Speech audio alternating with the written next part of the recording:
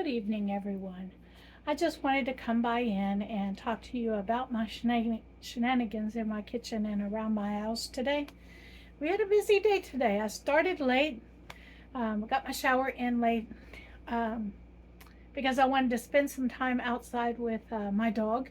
He absolutely loves going outside this when it's cool, and we had, um, if you don't know, here in South Texas, we are in the midst of a weather event, and I tried to picture it on today about the tropical storm that is kind of skirting us right now. And so, if you don't know, Texas has been under a drought for quite a while now, and everything is like burned up outside. Um, and it is all across the state of Texas. It's pretty bad. And so, with this tropical depression moving in, it is relieving us from some of the, at least some of us, from some of the drought that um, has been occurring all summer long for the last several months. And so, going without rain for several months like that, especially during the time of year when you're supposed to be growing your garden and um, putting up things and preserving things, um, is completely damaging to gardens. And that's what happened with my garden this year, is that it pretty much burned up. Now, with that being said, I did get enough tomatoes and peppers out of my garden this year to preserve all the salsa I need and all the stewed tomatoes that I need. So, in that aspect, I was blessed. I also have been slowly using some of the produce that I get from the food bank and preserving it up so that when I get ready to start cooking for the winter, that I have all of the things that I need to make my soups and stews and stuff for the winter. And that's when I do some of my canning, is when it starts cooling off, is that I freeze it, and then when I need it for a recipe that I'm making that I'm going to can up, then I pull all out of the freezer and prepare it to go into jars. And I do that in the cooler weather because it prevents my house from heating up. With that being said, today I canned up some milk because I had a gallon and a half of milk that needed to be used up, that was given to me this week at the food pantry.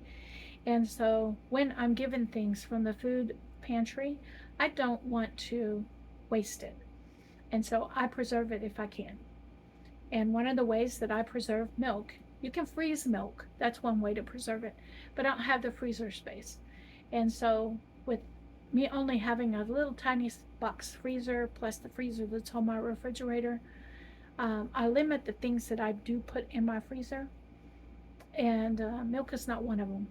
When I can put it on the shelf and make it shelf stable and then use it. And so I appreciate you guys coming along with me today, and I really, really would appreciate if you would do me a favor, and if you haven't already subscribed, to go ahead and subscribe, to go back and look at the videos that I have put out, because it's a progression, okay? And so if you take a look at the videos, then you'll see the progress that I'm making each week. That's the whole point in what I'm doing, is that you can keep up and keep track and see the progress, the storyline of what's going on in my house when it comes to food preservation, how to acquire food free or at a cheap price, and then take that food and preserve it in a way that is going to be useful for you for the rest of the year. And my goal is always to have enough preserved for a year of, of food.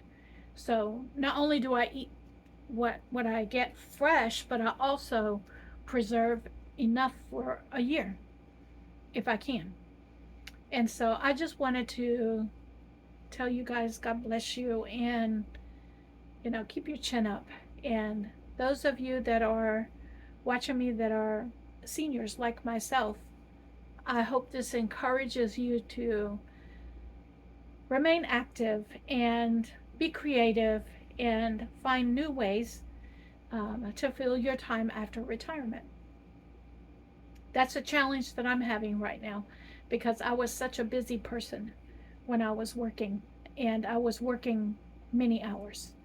I taught school for 22 years, then I taught the after school program, and then I would come home, eat myself something to get myself something to eat, and I would head somewhere else to teach night school. And so I was busy all the time. And for me to just stop like I did when I retired um, from teaching was it was um, it was a shocker, but I also spent a full year just resting up. My body was exhausted after working for 20 something years like that. My body was totally exhausted.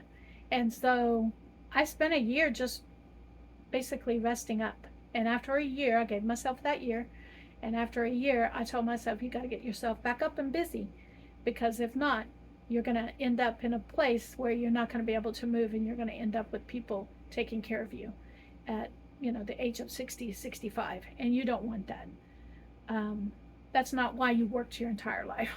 And so now I'm at the stage where I'm getting myself busy. And so some of the things that I'm going to be taking you along on is I want to get into a walking program and developed myself. And basically, I'm going to be taking my dog for a walk every day. And who knows, I might take you along. And as you know, do things like that and get myself back to being active, I want to take you guys along with me.